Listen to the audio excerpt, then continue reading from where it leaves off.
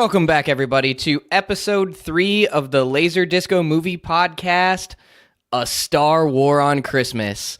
I am the Real Shampoo, and joined with me are a couple of just awesome chuds. First off, we'll introduce my normal brother-in-arms, Duff. How you doing, Duff? Better than I did last night when I was watching the main subject matter of this episode. And it's a doozy. It's a doozy. Yeah. Also joining us is our buddy from the Now In Technicolor Podcast, and that is at J-Lost the Day himself, John. How you doing, John? Oh, not too bad. Not too bad. Happy to be here. I tell you, every time I actually hear that intro song, I feel like I need a fat line to Trans Am. You damn straight you do. I have a tendency to do a little dance in my chair while it's playing. Oh, yeah, man. I was jamming. I'm fucking jamming. Most people don't realize that we are actually sponsored by Kit from Knight Rider, who is a Trans Am. It's true. It's true. Did you realize Kit from Knight Rider was voiced by the guy who played Mr. Feeny? Isn't that weird when you think about that? It's one of my favorite facts ever.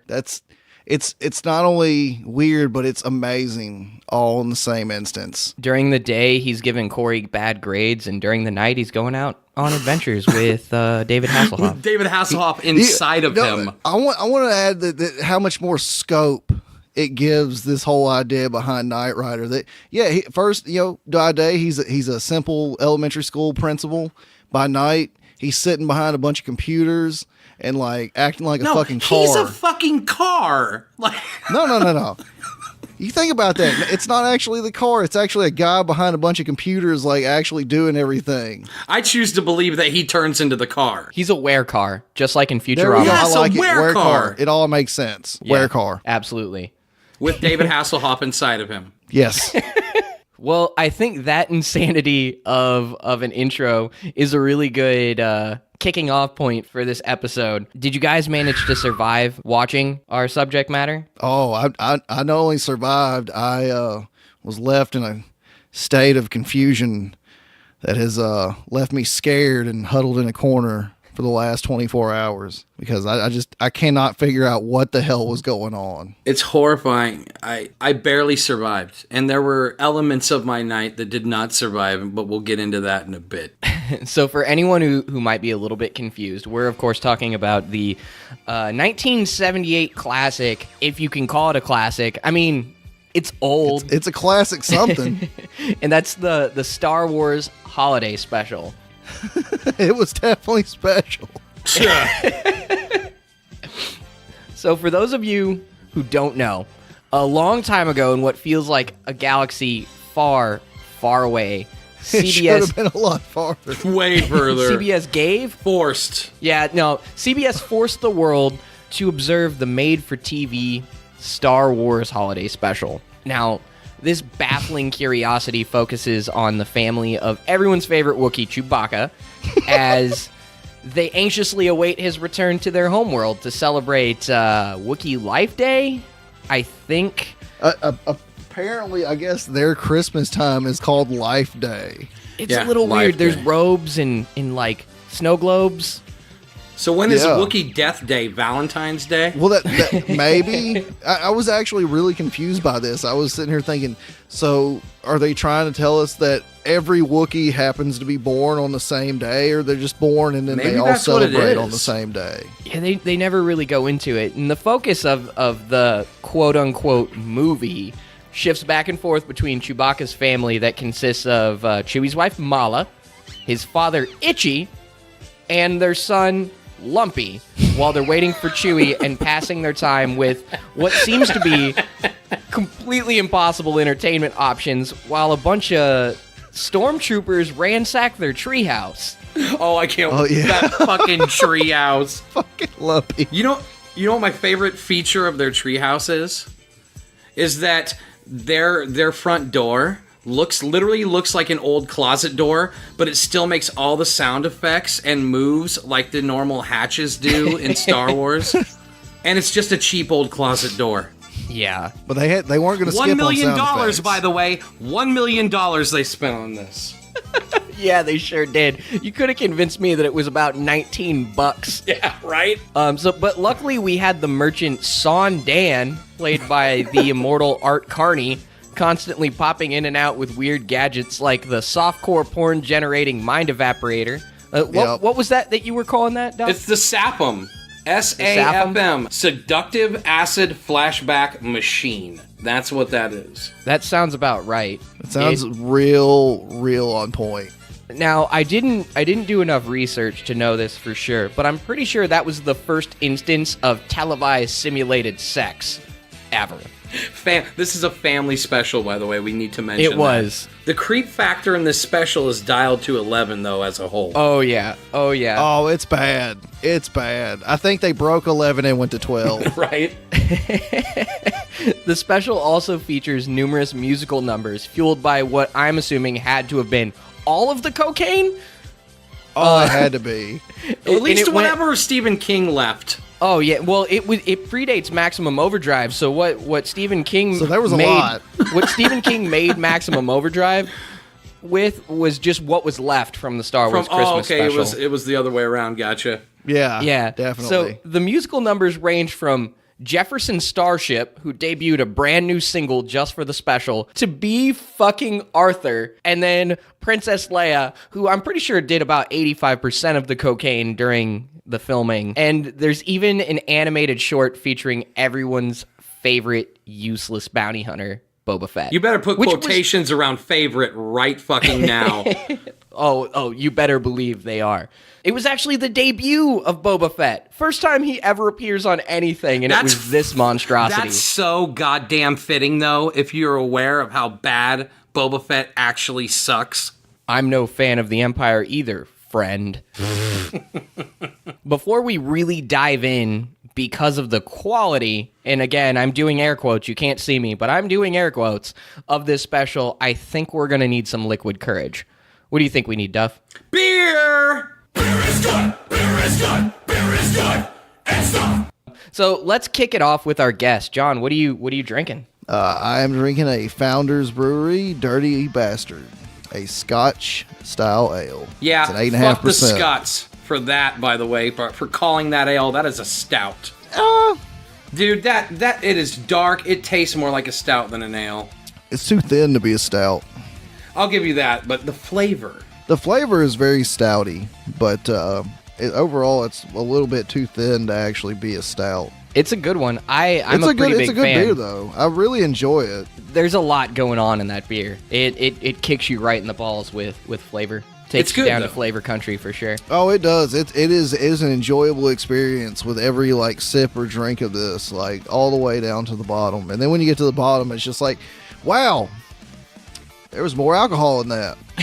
Yeah, it definitely settles down at the bottom. Well, That's the dirty bastard. Isn't it 8% or something like that? It's pretty an stiff. 8.5. Yeah, it's stiff. Yeah, 8.5. Pretty stiff beer. Pretty sure Dirty Bastard's also Chewie's dad's or grandpa's nickname. You right? Oh, man. You kidding me? So I am drinking a Toppling Goliath Light Speed Pale Ale that's made with Millennium and Falconer hops. That's so awesome. Seemed appropriate. Very appropriate. Man, you just found a way to nail that in multiple fucking angles with that beer, didn't you? I did. It was between this and Intergalactic Warrior, but I decided to go with the Light Speed. Which also would have been fitting.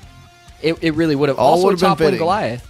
But it says this seasonal pale ale was crafted with a perfect mixture of Millennium hops and Falconer's Flight blend. Inviting orange aroma and hints of lemon flavor in this medium-bodied beauty will make you want to drink yours at light speed. The most notable thing I can say about this beer is the actual head on it is very similar to a root beer float. It's crazy. I've never had anything like it before. It's really good. I love it. All right. So jealous of you guys. So with that in mind, Duff, what are you drinking tonight? I'm so jealous. You guys are literally drinking stuff from two of my absolute favorite breweries. Founders is amazing. Can't wait to try the CBS. And I've heard this new batch of Light Speed is incredible from Toppling Goliath. So Yeah, it's really good. I'd rather talk about your yeah. beers. I'm just drinking what was left in my fridge from this weekend, which was It's like a fucking Milwaukee's Beast. Yeah, no. I mean, it's Boston Lager and Voodoo Ranger Imperial IPA. That's my version of Milwaukee's Best. So I won't. Hey, that's not bad. I won't Yeah, that's touch not a bad Milwaukee's beer. Best. Yeah, it pales in comparison to what you guys are drinking, though. Fair enough. Fair enough. If anyone listening out there hasn't tried either of these, they're okay. I mean, everyone's tried Boston Lager, right? I don't need to give Boston Lager a review. It just, these are all right. They're okay. Yeah. I'm not a fan of Boston Lager. The Voodoo Ranger Imperial IPA, though, is 9%, though. And I have more of these than the lagers, so I may get a little toasty during the episode. I would make sure to finish those Imperials before I ever touch those, like, fucking Boston lagers. Oh, I'm drinking the Imperials first. Yeah. Normally I would frown upon that, but I think we're all gonna need a little bit of help to get through talking about this. I mean, again, I'm doing the air quotes. This movie. It's not a movie, Shampoo. It's a creature sent from hell. It might as well be. No, seriously. Like, it's horrifying. I don't even think hell would put that kind of torture on anybody. I think even the hell is just like, nah, man, fuck that. Can we forget about this? Like, not even we'd do that to somebody. $1 million for this. $1 million. This is an abomination. And its sole existence is to ruin your Christmas. That's all it's there for. And I want to mention, I experienced it in all its evil glory firsthand last night. Of it ruining Christmas. And I just want to give a quick story. My wife was baking delicious Christmas cookies last night, and she burned every single batch she tried because she couldn't take her eyes off this fucking train wreck. So I got no Christmas cookies because of this. This is a horrible Christmas killer. That's what this thing is. That's why we named the episode title A Star War on Christmas, because this holiday special really is a war on Christmas, for sure. That's fucking terrible. Bill O'Reilly's sitting in his studio right now just seething with rage. Bill O'Reilly co-wrote this thing. Wow. You know he did. So he is definitely seething with rage. Bill O'Reilly and Bruce Vilanch. Bill O'Reilly, Bruce Vilanch, and Satan. They all conspired. The unholy trinity. Before we do actually get into the meat and potatoes of our retro review, Duff and I have recently been in contact with our Hollywood insiders. That's right. And we have for you a Star Wars themed dirty scene done dirt cheap.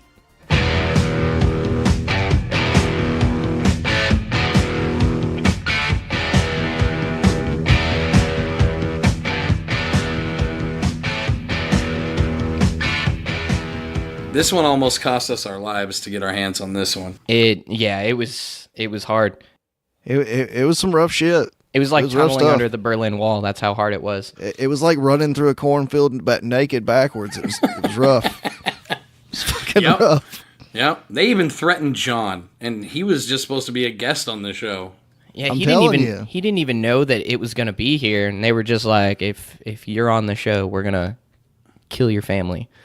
I showed up from like fucking work, like the other day, and this guy in this suit was hanging out in my damn driveway. I got out of my car, and he was like, "Are you Mr. Davidson?"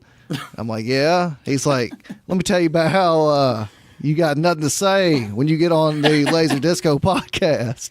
I was like, "You can't silence me, pig." You can't silence me.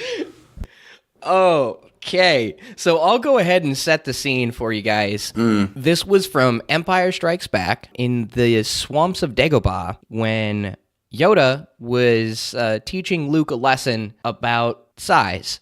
So I'll play you the original, well, the not so original, but theatrical release of the clip. I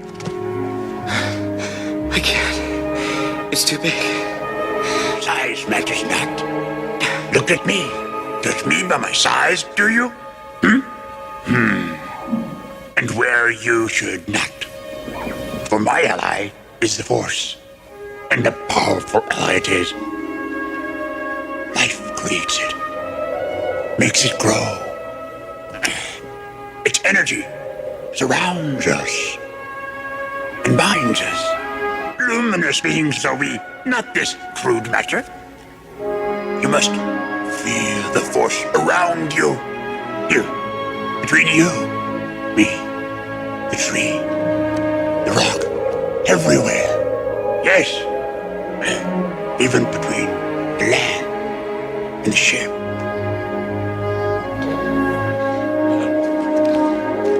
You want the impossible.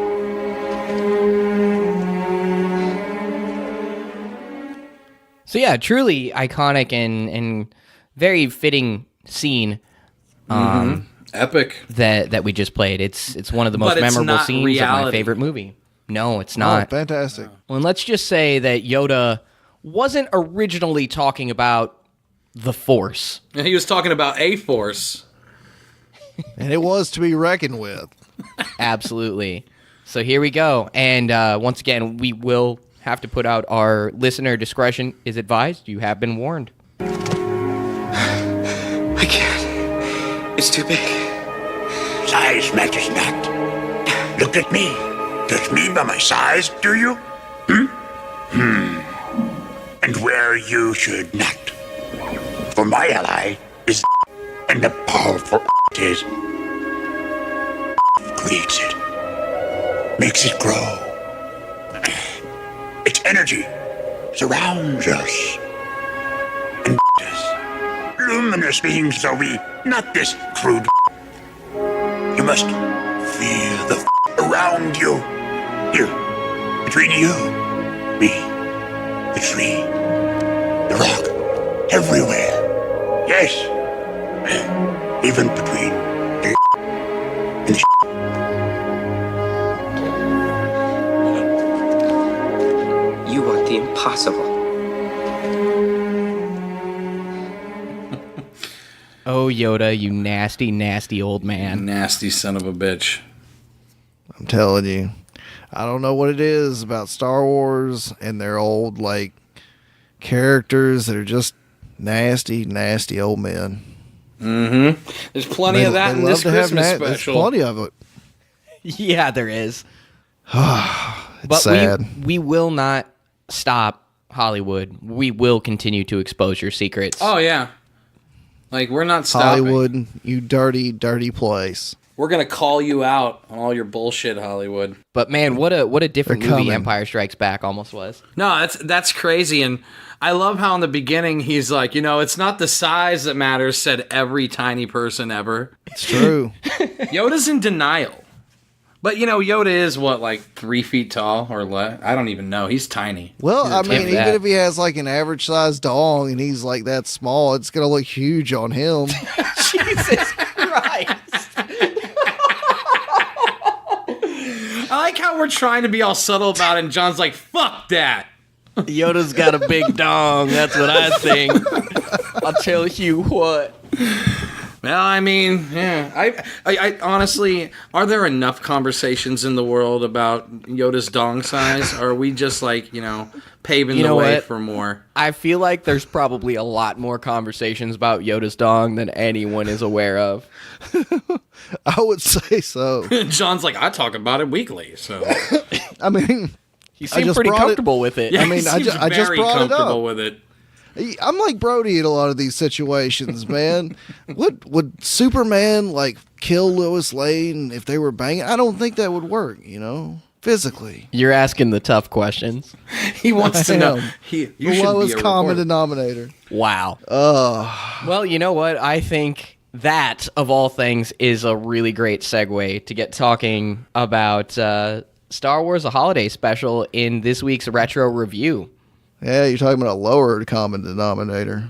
So, before we break down the ridiculousness, just some interesting little factoids about this. First off, we've mentioned it a couple of times. This thing somehow had a budget of $1 million. I don't get it. Dr. Evil's sitting in his lair, and he's just like, $1 million. I don't believe it. I think that they say they spent that much on it, and mostly just CBS executives pocketed all that money because Oh, it no, literally no, no, no. it looks like it was No, made with like Lowe's and Costco gift cards. no, they definitely spent $1 million making got this $1 million. movie. No. They got $1 million, and they spent the $1 million. All right. On Lowe's and About Costco gift five- cards. No. There's probably about $5,000 in the actual special. The rest of it's in cocaine and liquor. Yeah, absolutely. That's what makes sense. Yeah. There you go. They definitely spent $1 million, but yeah, $995,000 was on cocaine and booze. It's true. I choose to believe that B. Arthur did more coke than Carrie Fisher during the filming of this. Well, did you see that music special? Yeah, right? Her number, it was fantastic. Her number was lively. Carrie Fisher, she stood there. She was so coked out she couldn't move. There's a lot to be said about the musical numbers. So, in addition to the ridiculous amount of cocaine that CBS spent on this, I'm sorry, I meant to say money, that they spent making this special.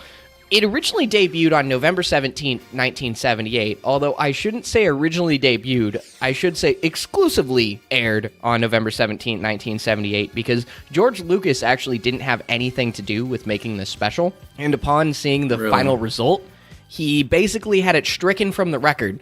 No reproductions of it have ever been made, and no re-airings ever occurred. So if you've ever seen this and you didn't watch it on CBS on November 17, 1978, you're watching a bootleg copy because he tried to make it not exist. I mean, I'm almost sad that he didn't succeed. So the last factoid I have, and this one I had absolutely no idea about. The other ones I had heard through the grapevine, and I didn't catch it until I was watching the credits after seeing it. And one of 3 people was involved in designing the Wookiee costumes, and that was none other than Stan Winston. That of blew my mind. Aliens fame. Yeah. Absolutely. You know what blew my mind about that? How terrible fucking Itchy and Lumpy look. That's why it blew my mind, because all of the costumes are fucking awful. When you said that, too, what really blew my mind, because you just told me this factoid, like, not long before we started recording Maybe this. an hour ago? Yeah. And so what blew my mind about that with the connection was when I was watching this movie, and Itchy, which is Chewie's dad in particular, I thought he literally looked like, if you shaved all his hair off, Ripley's xenomorph baby from Alien Resurrection. That's what that was he would clearly look the like. inspiration. Yes, it was Itchy. You know what? I'm not convinced that they didn't take that Itchy costume and they were just like, let's repurpose this. They We might have this Wookiee suit just kind of sitting around. Let's take the hair off of Let's it. make him Ripley's baby. Let's make him Ripley's baby. Let's do it. I mean, why his bottom lip was like hitting his nose. Yeah, it was insane. Like why after like why? So when the Wookiees get old, their bottom lips become enormously large. I love that he Yeah. shuffled around like Igor. I thought that was pretty funny. It was Igor. Yeah, he walked like Igor. He just got recast after Frankenstein died. You're gonna play a Wookiee. So, did you guys know that all 3 of the Wookiees in the movie actually have like full non-ridiculous names? Really? And these are just nicknames? Itchy, Yeah. Lumpy. Itchy, Lumpy, and Mala are all nicknames, stupid nicknames. But yeah, so Itchy's real name is Titchikuk, Mala's real name is Malatobuk, and my personal favorite is Lumpy's name. It's Lumpa Wa Rump. Because he looks like a lump. Lumpa Wa Rump. And literally no one in the history of ever needed to know that information either. So There you go. The more you know. Cue the star flying across your screen right now. So, what do you guys think? What is something you want to talk about? I think we should start regarding from the this thing? beginning. I mean, really. Oh, yeah, we can start because from the here's beginning. the thing, like. Normally we try to not do like just explain the plot, and honestly I don't think we could really try to explain the plot, because is there a cohesive plot to this? But who's gonna actually go out and watch this thing? Like, how many people have seen it, and who's gonna go out and watch it? And usually we're like, hey, if you haven't seen this movie and we're talking about it, go out and watch this. I'm saying the opposite tonight. Yeah, don't watch subject this. yourself to this, folks. Don't do it. Don't watch Do it. But we can at least bring up some key points from the beginning, which are that, like, his wife, like Chewie's wife, is like trying to figure out where Chewie is. Yes. And basically the whole basis of this is that Han and Chewie are basically held up in They're just fucking trying to get to traffic. Wookiee Life Day, which is the holiday. That's mostly it. They're fucking held up in traffic. They're fighting the Empire using stock footage from A New Hope. Right. That's right. Held up in traffic, trying to fight them And off. So that way Chewie's they can wife get home. is worried. And Chewie's wife is just worried sick. By the way, Chewie's wife, the most tragic figure in the whole special, because you can tell that she is a victim of domestic violence. She has 2 black eyes. Yeah, And she really Chewie, does. and the most sinister thing, Chewie's not even around, so it's Itchy doing that shit. Because he Well, and is on top of nightmare that- fuel. On top of It that, is true. Chewie has got to be, if this is canon, and this is really Chewie's family, and he really has a wife and a father and a kid and all of that, he is the biggest deadbeat dad Oh my god, yes. in existence. No wonder he lives Are on you kidding fucking me? Endor, because Mala fucking kicked him out of the treehouse. That's right. Well, this is what's getting me. So if this was canon, so basically, he's just never there. Ever. No, never, he's out ever. committing crimes. He's a goddamn not only Even at the smuggler. beginning of A New Hope, he's like hanging out with Han. They're out smuggling shit. So it Yeah. means at some point, he's never been home. He hasn't been home in probably 6 years. So how in the fuck does he even know that kid's his? Well, he's never home. It's he never probably talks Itchy's. about his family. When do you hear them just being like, "Hey, no, we got to not die so Chewie can go home to his kid"? Never Lumpy. once is Never. it ever brought Not up. once. Yeah, gotta go be a good dad to Lumpy. AKA Could've started the by- Grinch from the Jim Carrey movie. He literally looks like Jim Carrey's Grinch. His son does. Well, you know what's great? So He looks like the early version. Yeah. Lumpy was actually played by a little person who was a woman. Bullshit. And He was Mala- played by Ralph feel bad. Macchio. and Mala was played by a man. Really? Yeah. Yep. They just couldn't find a lady tall enough. Yeah. Now, Itchy was actually played by a physical manifestation of nightmares. Yeah, I believe that. The boogeyman. The boogeyman himself. This. They just got a lot of bugs and filled up the suit and animated the suit. Made the boogeyman. Bugs. Yeah. Well, in the first 15 minutes of this special, outside of the introduction where like Han and Chewie are, battling against stock footage, there is absolutely no dialogue besides Wookiee howls at all. Like not even a little bit. It just sounds like an angry English mastiff for the first 15 minutes of this special. And Oh yeah. no one It's thought, all just points and grunts. no Points one, and grunts. No one thought to put in subtitles or context clues or anything. And I guess like They're Mala, like, no, this will go over well. Mala has, and this was the first thing that jumped out to me. Mala has Lumpy take out the trash, and it is like a modern plastic garbage can. Right. Yep. Right, which is so weird. That whole household is such a weird contrast because if you look in the kitchen, Wookiee kitchens look like they're from the Depression era. Like she's like doing stuff out of like an old rusted bucket and stuff Yeah, like it's like that. And they fucking have galvanized old wooden pail. utensils everywhere. Yeah, but man, she was watching the greatest cooking show ever. Oh yeah, with the cross-dressing four-armed lady. That's right. Cross-dressing Goro. Yeah, Oh, dude, I'm cross-dressing telling you. Goro. That's a good way to What was put it. fucking like? I swear to God, it was Hedley Lamar dressed as a woman. Oh man. Like I fucking swear, with like 2 extra sets of arms. It was It was insane. It was like the most ridiculous fucking thing ever. And that's not even the worst part of the special. Oh no, there are way worse Like parts. not by a long shot. Like by this point, you're just like, what the Yeah, fuck? that was my reaction when that part happened. That was where I started questioning if I was actually operating in reality or if I was dreaming or something. It was so dumb. I didn't know if it was real. I watched the entire segment. My mouth was agape and my eyes were bulging, and I just like the entire time I was just like, what? Mm-hmm. What? Human beings thought of this and decided to film it and put it on TV? Mm-hmm. What? It makes no sense at all. Like, not even a little bit of sense. Well, they made sure not to add in the Wookiees' ability to understand them because they wanted to make sure that every person they fucking called told you exactly what they said. Right. Yeah. Only certain people can understand them.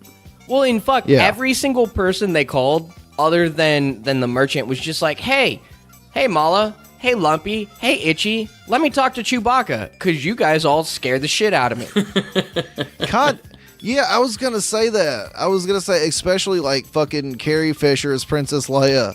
Like, when I saw that scene, I was like, holy shit, she is fucked out of her gourd. Mm-hmm. She's so fucking coked out, she can't close her mouth to breathe.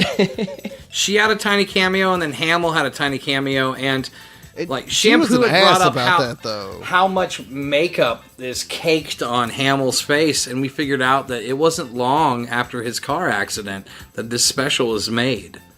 Yeah.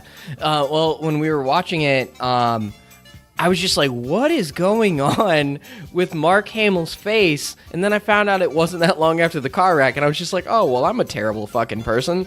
For shame. It happens. But, no, I mean, honestly, there is one thing. Luke was the only other person that didn't actually, like, just immediately go, hey, is Chewie there? Because I don't want to talk to you. No, but he did do that. He did ask for Chewie, and they went and brought him a picture of Chewie to just be like, no, like, here you go. This is all the Chewie we get because he doesn't fucking care about us. That is so He's all- fucking sad. He's all concerned about the Kessel Run and 12 parsecs and fucking taking spice to the Jabba the Hutt. Well, I mean, This don't worry. should be called the tragedy of the Chewbacca family. But don't worry, the merchant was there to take care of his Yeah, the family creepy for him ass every merchant who's night. like, "Give me a kiss." He's like, I'll give you some saffum. Yeah. Yeah, I'll give you some Kisses. saffron I'm gonna for give you this kissing. gift, but first, what do you got to give me first? Here's a kiss. Okay, here's your gift. Man, that is some old school sexual harassment. Right? I mean, what about Itchy? He like goes to the I guess the Wookiee library or whatever and busts out a cassette tape that has just like Cirque du Soleil on it. That was kind of weird.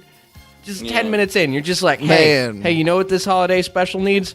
Really weird Cirque du Soleil on one of those 3D hologram chessboard things. All Is right. it weird that I Itchy said is the also cooking special attracted wasn't, to but that- human females? Right? He's a I would old expect woman. nothing oh less. man, like, and let's not forget her nice Her song. solo Yeah. song. Oh my god. Oh man, okay. So when the quote-unquote mind evaporator, although I like Saffum more, which was Yes. what was that short for again, Chris? Seductive acid flashback machine. Because it Seductive starts with the acid old flashback acid machine. flashback, and then it goes straight to the seduction. Well, and that entire time, so I'm sitting there and I'm watching it with my girlfriend, and we're both just like, "This is porn, right?" He's clearly watching Some Wookiee porn. porn. He is watching fucking porn right now, and Yeah. Sounds like my Christmas. I go to my family's house and Grandpa's over in the chair in the corner just watching porn. yeah, virtual on his reality new porn. smartphone. Yeah. It would be like if your grandpa went and got an Oculus Rift and was sitting on the easy chair. He's like, your grandmother had sex with me in 5 months. If I'm not going to use it, I might as well cut it off. So I have to What bring you up watching something there, Gramps? uncomfortable. Wookiees are basically dogs, right? I mean, Essentially, dog, bear, kinda. creature things. They are. I mean, they're Bigfoot. kind of derived from dogs. Itchy They're Bigfoot. totally had a red rocket at that moment. Oh, he did. Guaranteed. Well, what about how he made sure she said he was adorable like 6 times in a row? He just kept smashing Yeah. it so that way she would re-say it. That's Yeah, adorable. oh man, the fact that he kept rewinding it there, like, I think you're adorable. That brought the I creep think you're factor up adorable. significantly. Yeah, that's the moment when I He was fully jumping realized around it in was that porn. seat. He was just like, yeah, yeah. It was the equivalent of pulling up a porn video and skipping to the parts you like, which was just so fucked up. And again, family Christmas special that aired on network television. Oh yeah. Yeah. CBS. Human beings sat in a room and watched this, and they were like, yeah, no, it looks great. super, super happy with that. I think it's All worse right, that so human beings sat in a room and wrote this. Like that's fair. this came out of someone's brain. Bruce Valanche's brain. Bruce Valanche. This and came out of Satan, that's multiple right. people's brains. Yeah. That's actually a great point. There were 5 writers for this holiday special, which is absolutely never a good sign. They for were anything. all clearly on acid at the time while writing it. They were on Wow. acid, They're like, and "This they is a should good be on idea." watch lists. Yeah. Wow. Yeah. Which, I guess that takes us to another... And actually, what I thought was the best part of the entire holiday special, not without its flaws, but the animated segment right smack dab in the middle. I don't know. I would say you're wrong on that. I think the best part of the whole special was about 15 seconds long, and it was probably a deleted scene from A New Hope where Vader is walking down a corridor with an officer, and he actually speaks and says lines that sound like they're from Star Wars, and it's acted well. That would, I'd say, the best part of the movie. I mean, that's the most well-made part of the special, because I think you're 100% right. They literally just used like unused dialogue and everything from A New Hope just so they could be like, and James Earl Jones as Darth Vader. Like, yeah, Vader's totally in it for 7 seconds. Yeah. In the cartoon special. Because you got to think, like, this is before YouTube, this is before VHS. The only way you were getting your Vader fix was if you go and watch Star Wars, like, in the theaters. So, 10 seconds of Vader probably made a couple of 9-year-olds Christmas. And half of that million went to James Earl Jones I for that 15 dead seconds. certain like this actually ruined their Christmas. It ruins every Christmas. That's what it's for. It ruined my Christmas, and Christmas isn't even here yet. It's already ruined by Christmas cookies. So we could say that the animated special is... I literally think best? this animated special was supposed to be some sort of launch off for some sort of damn cartoon they were going to do, Well, and actually, then it just failed. It's funny. It's funny that you say that. The animated special was actually an introduction, but it was specifically supposed to be to introduce Boba Fett as a featured character for the upcoming movie. As we all know, Boba Fett sucks and doesn't ever do anything. But that wasn't always the plan. He was supposed to be a pretty big part of Empire Strikes Back. Isn't that... And then they just completely ducked him. Yeah. No, that speaks volumes, though, because Boba Fett is the most overhyped, overrated character in Star Wars, period. Like, everybody Possibly loves in him. Yeah, everyone loves him for nothing. And what's so fitting... He's no friend of the Empire, friend. It's so fitting, though, that... he does more in this stupid little cartoon in the middle of one of the worst things I've ever watched in my life than he does in any of the actual Star Wars movie, which is the whole Disney canon now. Everything, that's it. That's the canon stuff. And he does jack shit in that and has a way bigger role in the cartoon in the middle of this fucking wackadoodle holiday special. That's how bad Boba Fett sucks. Boba Fett rides a fucking dinosaur. He does. He rides a fucking dinosaur. It's true. And I think my favorite part was at the end whenever they realize Boba Fett's bad and he's pointing a gun and he's just backing out and he's just like, I'll see you soon. And then he leaves. It's like, or you could have just shot them all in the fucking head. That's what I was wondering. I was like, all right, for one thing, why didn't he just shoot everybody? And then secondly, why is Han's face so hoarse? Oh my god! Literally, it is so long. The animation. You know what he looks like? Such a horse face. You know that stupid ventriloquist that everybody loves? Jeff Dunham. Really famous. Yeah, he looks like the old man puppet.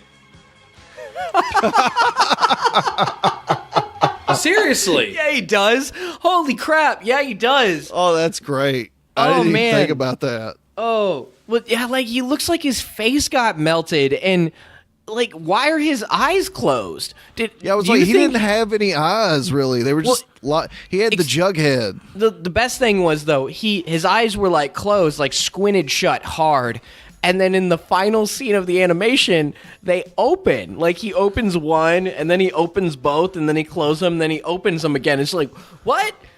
What? Why? Because apparently Han in the cartoon is so blowed that he just can't open his eyes. I was reading reviews and stuff about the holiday special before we started the show, and one of the things was it was talking about that animated segment and how at the time the animation itself was considered to be really good, and that completely blows my mind because it's some of the most horrendous, awful, unrealistic, just terrible animation I've ever seen in anything. Like, right. Chewbacca looks like a mannequin horror monster. That's right. R2-D2 moves like he's made out of gelatin. If you noticed how his body wiggles. For a 1978 cartoon, it's meh. I don't know. I mean, I wouldn't say it's the best. I wouldn't say they did was the best version of it, of an anime in or like an actual cartoon in 1978, but it's close to on par. Now, I will have to say, that was the only time in the entire holiday special where we perked up. We were both like, okay, this at least feels like engaging. Star Wars. Yeah, it was the most engaging. It felt like Star Wars. Yeah, definitely. Yeah. Now, and they it's probably only 9 minutes long. And then it went off. Yeah, and then it was gone. The holiday special back to reality is 98 minutes long. It's so long. And the animated portion was 9 minutes. We spent a lot of time with Lumpy. We did. We spent a lot of time with Lumpy. Yeah, and he has the personality of a saltine cracker. He's so unappealing. I can't understand why the stormtroopers actually just randomly showed up at their house. Well, and then they just never left. And they were like, we're trying to find rebel information. That treehouse is like the size of a 2-bedroom apartment. They could have ransacked that in 15 minutes. Their entire premise of that, why they were still there, was the mail isn't here. We're waiting on him to show up. Actually. And then they leave one of them there. Oh, you skipped over. Lumpy's up there like a... Dude, I skipped over a lot of shit. You skipped over Jefferson Starship in a box, though. I did. Because after he watches the cartoon on this one box, he moves from there because he's scared and has to move from there out of terror to another box. And they have, like, one of the Imperial officers watch it, too. Oh, man. The song they sing is apparently called Light the Sky on Fire, and it debuted on the holiday special, and was later released as a single, and was fucking terrible. I thought you were going to be like, it debuted on the Billboard charts at #1. Like, bullshit. I call bullshit. And they were just like, hey, do you guys know any, like, futuristic bands? Well, Starship is a starship. I feel like this is like around the end of Jefferson Starship. No, it's not. They went on to record "We Built This City on Rock and Roll" like 7 years later. Yeah, and then they later just morphed into Starship. Yeah, they dropped the Jefferson and they were just Starship. Yeah, let's talk about the weird transition of Jefferson for a second. They originally existed as Jefferson Airplane. They played Woodstock. Yeah, they were one of the OG bands. They became Jefferson Starship, and they made this crap, and then they later just became Starship. Well, I'm gonna be honest with you. After Jefferson Airplane, I lose it. After Jefferson Airplane, I'm just like, psh. I've seen them live. They're all right. In the mid 90s. No. God, no. No, they weren't. Were you dressed up like an Imperial officer? Yes. But I do that on most days. So. Yeah, absolutely. Now, one of my favorite parts about the stormtroopers like ransacking the treehouse is there's one scene where there's a stormtrooper in Lumpy's room and he's just like angrily just sweeping shit off the shelves, but he's like hesitating, and then he'll just be like, "Fuck this shelf," and sweep everything onto the floor. I laughed really hard when that happened. I bet the actor in the suit's like, I made a really bold choice on that one. The director just told me what my motivations were, and I really wanted to find those rebel Yeah, I was gonna plans. say Your motivations are fuck this little Wookiee. I don't think there really was any like real lines for this at this point. I think most of it was just straight up improvisation. They just set up scenes and like do whatever you want. They were like, this is what we need. General idea of what we need to be happening. That Yeah, makes fun. B. We're giving you Arthur's your musical motivation. so much better. Fun story about those scenes. They weren't actually in the script or anything like that. That was in between takes, and they just couldn't fucking take it anymore. Oh my god. So, did I hear someone mention a musical scene? Oh yeah. Oh, All right, well, John, let's talk about the please. first musical scene and set the scene for that. Well, after we joined- the acid flashback machine.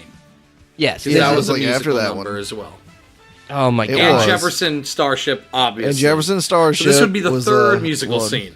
You're right. It's It not is. even. Oh man, the third musical scene starring Dorothy / Maud herself, A golden girl. We got a goddamn Beatrice. golden girl. Arthur. She was the sultry bar owner.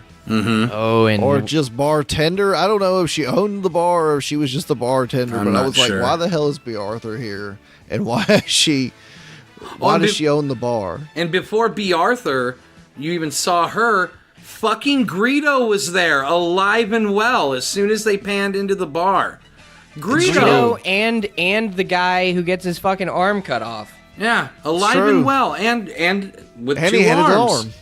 an arm. This whole scene comes about when they're like trying to entertain themselves while the stormtroopers are destroying the treehouse. How the fuck do they have a live feed into the cantina? Like, is this a TV show? And in the TV show, the Empire's even like rebel forces, blah blah blah, curfew, blah blah blah. Like what?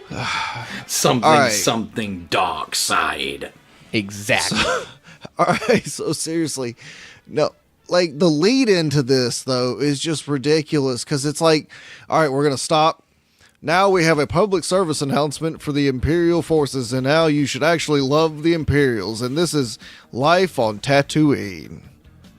Yeah. And I'm like, okay. And then for some reason it pans into a bar, and so you're led to assume to believe that all life on Tatooine consists of what happens in this bar, like Cheers. Greedo walks in, hey Greedo. Yep, that's how it goes. And you know what's weird about this particular scene too is that it's the most like tacked on, pointless thing in the whole special. It has to do with absolutely nothing in the rest of the so you special. mean most of the special? I mean, at least there's a theme of Life Day somehow running through it, however loosely. What this did was the literally cartoon just have to do with B. Life Arthur. Day? Like, hey, B. Arthur said she wants to do something related to Star Wars. Well, fit her in the fucking holiday special somewhere. I mean, that's like, why? Why is this scene even in the? Well, I don't know.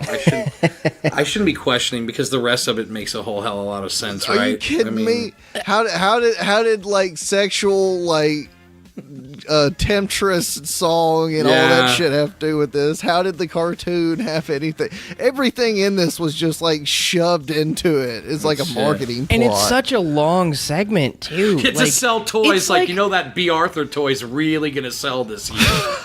I actually, you know what? I would totally buy a B. Arthur Star Wars toy. I would too. Was B. Arthur supposed to be like a bar owner in Empire Strikes Back? And I then don't- after I don't this, know, they man. just Maybe cut the she whole was, thing. and they just cut out the scene.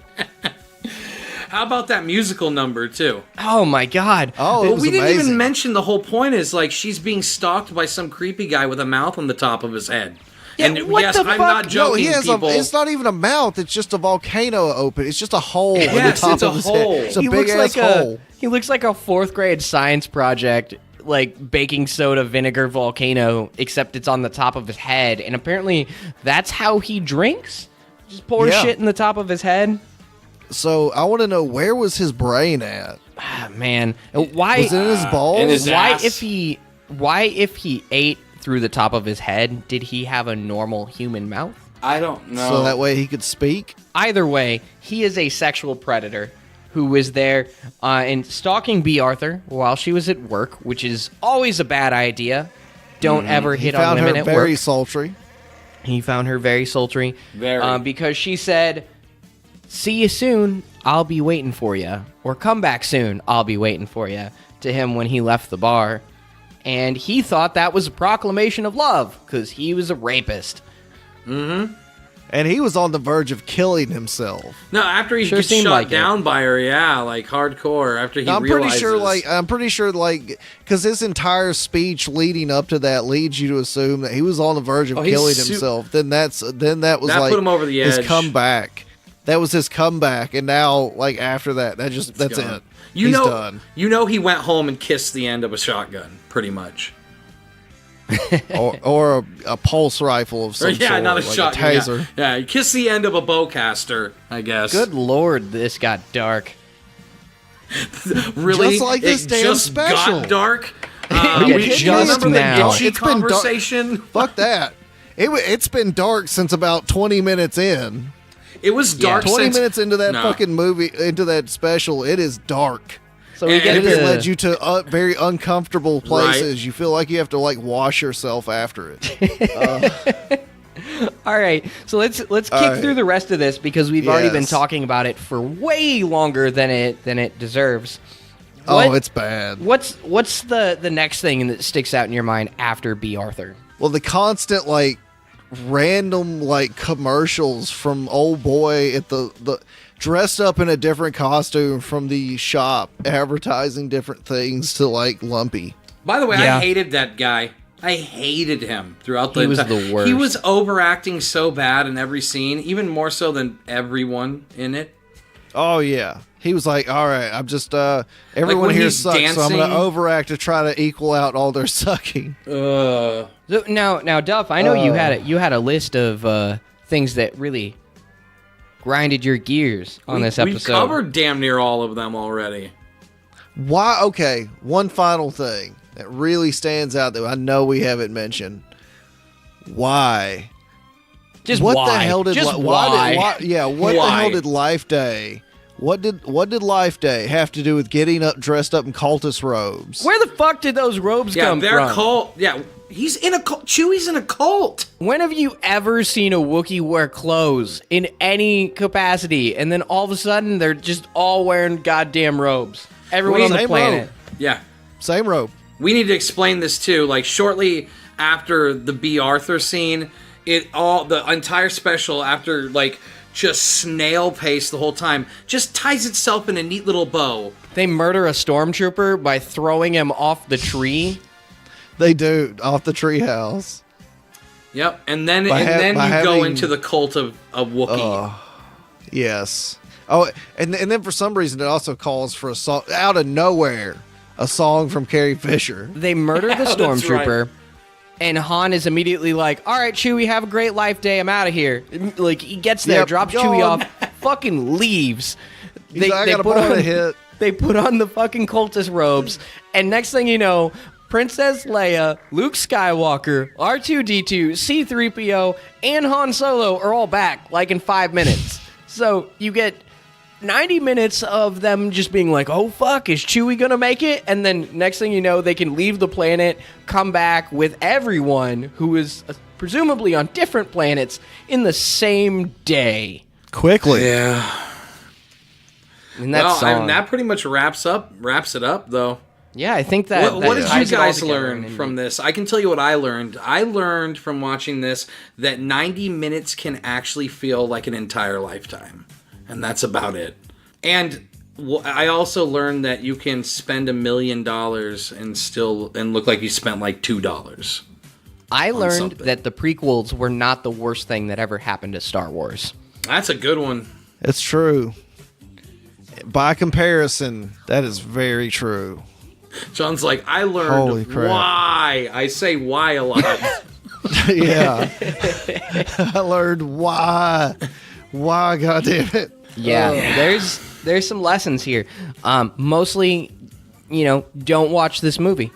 Just don't watch it. Don't watch is. it. Just don't watch it. Don't do it. Dare to keep your kids off of the Star Wars holiday special. I literally learned that the 70s with Star Wars could topple out Arnold Schwarzenegger being dubbed over in Hercules in New York. The entire time I was watching this, I was just like, "Oh my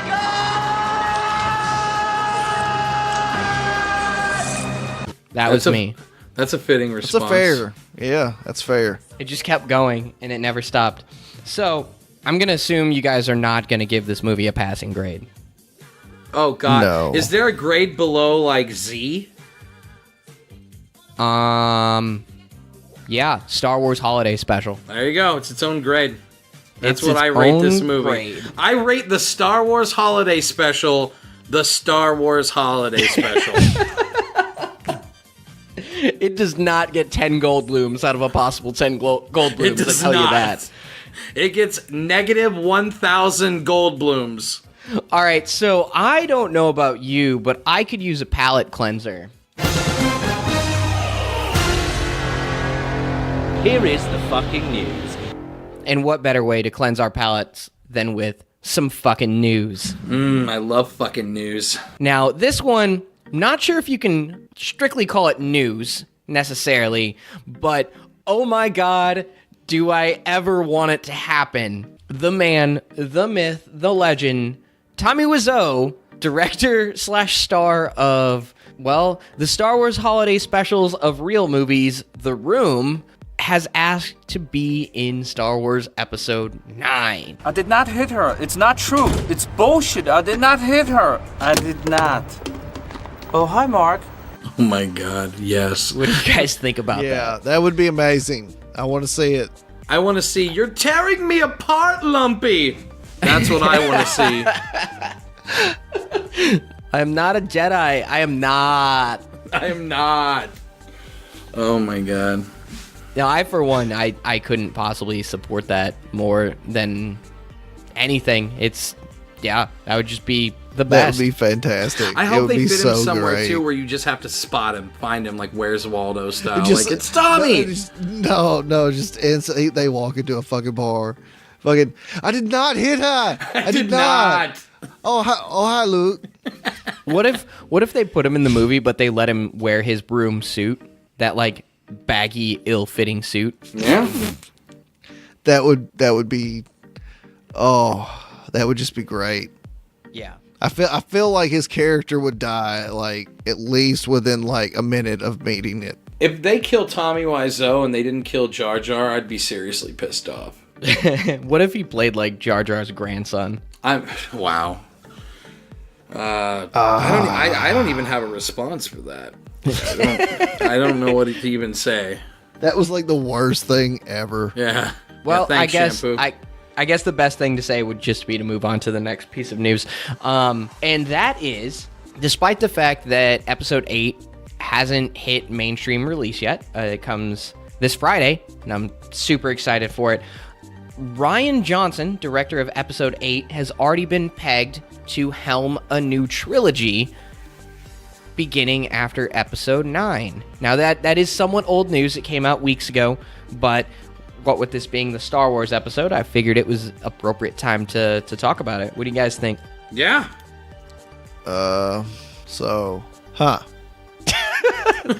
Thanks, John. It's old news. You're just like, that, okay. I've talked about that like 2 months ago. I'm like, no, it's not even like that in any sense of the word. It's more like, I mean, maybe. Do we really need more Star Wars Yes, movies? But I guess we do. We do, I mean, man. It's kind of one of those things that, like, how long do we keep making Star Wars movies? Forever. Forever? Forever, John. There's only 9 of them, and there's like 22 Marvel movies. True. I need Yeah, a world where there are more Star Wars than Marvel movies. I don't know, man. How long before somebody says something like Star Wars is a fucking sexual harassment claim, and then next thing we know, we're shutting it all down? First of all, what? First of all, how does the concept of Star Wars in general sexually harass someone? Explain that to me first.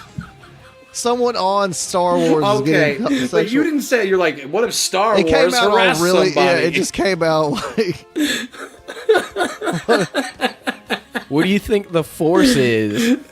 Like the Force what do you think the arrestor. Force is? Come on, didn't Yoda already let us know that the Force was really just his dick?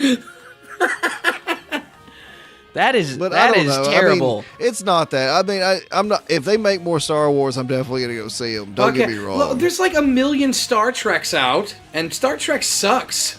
So here's the thing about the new Star Wars trilogy that I think makes it really interesting and something that I think they should pursue. It's not going to be a Skywalker trilogy. It's not going to be something where they just continue the story as it exists. Right. Star Wars is a huge, crazy, expansive universe with stories that haven't even been scratched yet. And there's so much. True. There's so much there that's just ready to be mined for more movies that have nothing to do with the existing properties. That I think it's amazing because there's just so much there, and there's so much potential for more movies. I agree. Beyond what we have today. And I think Rogue One was kind of like a loose litmus test for that, to see how well a movie would do that didn't have any Skywalker per se, really. I mean, besides obviously Darth Vader, but I mean, it wasn't. I mean, I totally. But it agree wasn't. with that. It didn't really have anything to do with any of the other actual characters that we've seen before. It was a bunch of non-Jedis existing in a world where there's fucking space magic. That's awesome. And it did very well. So I think that it can be done, and I'm excited for it. Could you give me anything Star Wars? I'm down. Like, I'm down. Could you imagine living in a world where some people walking around were literal fucking wizards, and there was nothing you could do about it? It was an accepted fact, and they also had some element of control in, like, the government. Like, that's amazing. Make a fucking movie about that. Also, that would be terrifying to live through. Yeah. Almost exclusively terrifying, especially when, like, some of them are evil, but you don't know which ones because they're really good at hiding it. Unless you're one of the wizards, then it's awesome. Yeah. Yeah. That being said, I am way in. Absolutely. And one more piece of news about Rian Johnson. He's awesome. He made Brick. Apparently, he's fucking awesome. So, the new Star Wars, The Last Jedi, without giving any spoilers, because obviously none of us have seen it yet, and we won't have seen it by the time you listen to this episode unless you're really slow. It's getting absolutely stellar early reviews, with some people saying that it's the best Star Wars movie made since Empire Strikes Back. That's cool. I have not been this hyped up for a movie probably ever. Oh, I was real excited for episode 7. I'm more excited for this one, though. I'm definitely ready to see this. People keep saying that it's one of the most surprising movies. It's the longest movie in the entire franchise. There's a lot of really positive praise that it's just getting heaped on. So what is it, about 3 hours? It's 2.5 hours long. Right. Oh. It's 150 minutes. That's the standard, though, for this kind of movies. Yeah, well, it's the first Star Wars movie that I think is over like 2 hours and 15 minutes. So it's like 15-20 minutes longer than any other Star Wars. Oh, I thought some of the prequels went on pretty long. No, it's the longest Star Wars movie ever made. Maybe they just fucking felt like they went on forever, much like the holiday special. Right? So actually, I think that's a good time to bring in our hashtag Boo of the Week. If you're one of the types of people that like to give out spoilers for movies before other people have had a chance to see them, you know what? Just go jump off a bridge right now, because you suck. And we're giving them the Boo of the Week? People that spoil Star Wars for us? Yeah, so if you are a Star Wars spoiler, you get the hashtag Boo of the Week. Who earns?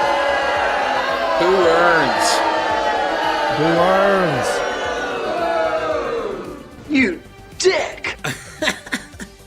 I would, I do agree with that, but I feel strongly that the Boo of the Week should also be shared by CBS, who put $1 million into this. I can't stop saying $1 million. He is angry about that $1 million. It's ridiculous. He's angry. You son of a bitch.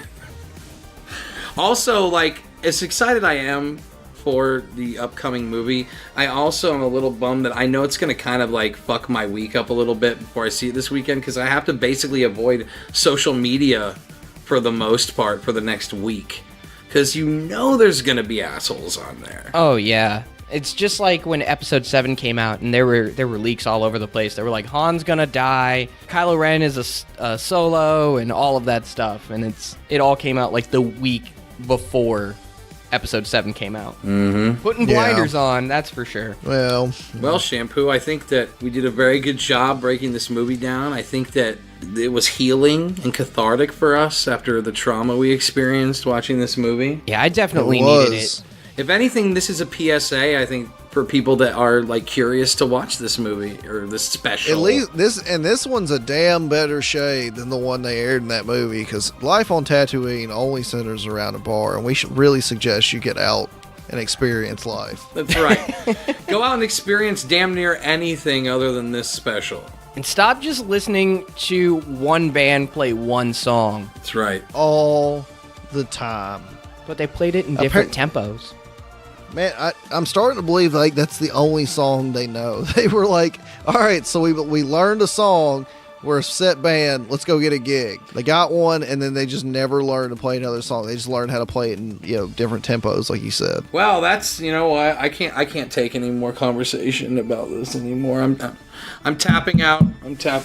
All right, this is gonna start becoming like a episode regular, I think. Duff Taps Out. My mind is mush. Boss handled family credenza. There you go. There's the boxing bell, so you know what time it is. It's time to actually wrap up the show. So before we do our outro, John, why don't you tell us where our listeners can find your sexy southern dulcets? Well, you can find me at the Podfix Network, pretty much there a lot, and then at the same time, you can just type in Now In Technicolor Podcast, and any search engine, you're going to find me. I figure that's good enough, because if you're listening to the show, you know where to find it. Or if you go into your bathroom, look in the mirror, turn off the light, shut the door, and say, @JLostTheDay 3 times in a row, he'll show up behind you and drink all your beer. Yep, he might give you a Scottish bastard ale, though. I might trade you one in all efforts for the rest of your drinks. That sounds fair. I was going to say, at the same time, generally, whenever you go to church, you will see me. And of course, you can find us at laserdisco.podbean.com. We're on iTunes, Stitcher, Blueberry, Podknife. Your closet. Yeah, on top of your car, hiding in your garage. Hanging out with your mom. Yeah. We definitely hang out. Watching the Golden Girls. Why do you think I'm on this show? They were at my mom's house. They were like, hey, man, we're doing this special. We love hanging out with moms. Like, we're not even doing anything weird. We just like your mom's company. She's cooler than you, and you should spend some more time with her. She is cool. She made us pancakes. Yeah. Pancakes. Well, by the time I'd gotten there, y'all had eaten all the damn lemon squares. Well, you should have got there soon. We gave you a text, and we were like, hey, man, we're hanging out with your mom. She made lemon squares and pancakes. Lemon squares and sweet tea and pancakes. Well, that's what I get for having 3 kids. Well, you should visit your mom more. She loves you, and she misses you. Mm-hmm. She does. She does. Stop being a douche, John. I'm just a terrible call her, person. for Christ's sake. Hey, I'm going to see her. With that in mind, gentlemen, it has been a pleasure. I'm going to close this out in the best possible way that I can imagine. $1 million. I just wanted to get that out one more time before you closed it out. Itchy's sexual acid trip. I just had to remind everybody about that one more time. And good night, everyone. Bye night. I think it's about time that I walk away. So I turn around to walk away, but then I look back. Sadly, it make me turn and walk away again. Even though it looks like it's the future, it's really a long, long time ago. When there were nights and they got into fights, using sabers of light. Even though some things look so familiar, they're not really on Earth, yeah, it's a galaxy far, far away. Alien DNA, walking around every day. No one notices. Well, I messed up. Yeah, I made a mistake. I can't sleep. Have to find your place soon. My tailor's awesome. All the people looking. Rolling like I'm platinum. You know I've gone a long way to change my mind about it since I've seen you. But I'm talking at my robot as you mill about the city, and I'm on my way. Girl, there's something that you need to know.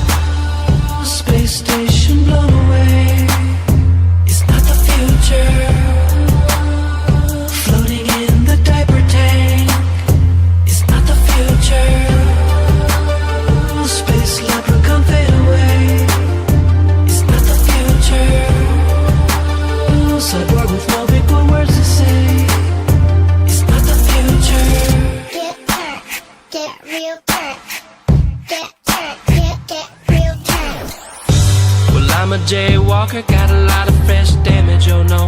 I can't always be around to explore foreign love, overflowing for your love. At night I'm sure that when we argue makes me dream about those demon fishes. It's not the way that it's meant to be, and I bless your outfit, that's a good choice. What is he saying? I don't understand. Listen girl, I hope the heartbreak leaves me on the weekend. Even though it looks like it's the future, it's really a long, long time ago when there were nights and they got into fights using sabers like light. Even though some things look so familiar, they're not really on Earth, yeah, it's a galaxy far, far away. Alien DNA walking around every day. Furry creatures dance, but they're not teddy bears. They're an alien equivalent, and they may rage in familiar trees, but it's not the redwood you see.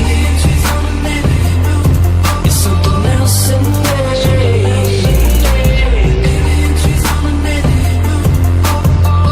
Time to break it down, down, down.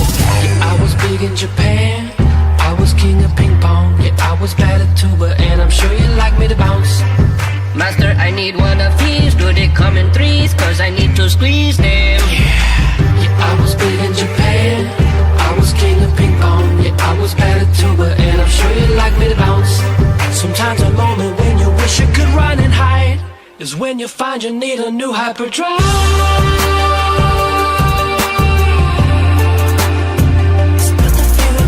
I sometimes wish we could get away, and if you try, then you gotta just make sure if you're hiding in a cave that it's really not some giant space snake. Even though it looks like it's the future, it's really a long, long time ago when there were nights and they got into fights using sabers of light. Even though some things look so familiar, they're not really on Earth, yeah, it's a galaxy far, far away. Alien DNA walking around every day. Even though it looks like it's the future, it's really a long, long time ago when there were nights and they got into fights using sabers of light. Even though some things look so familiar, they're not really on Earth, yeah, it's a galaxy far, far away. Alien DNA walking around every day.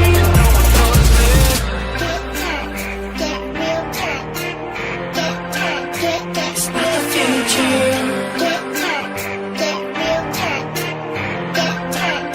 It's not the future.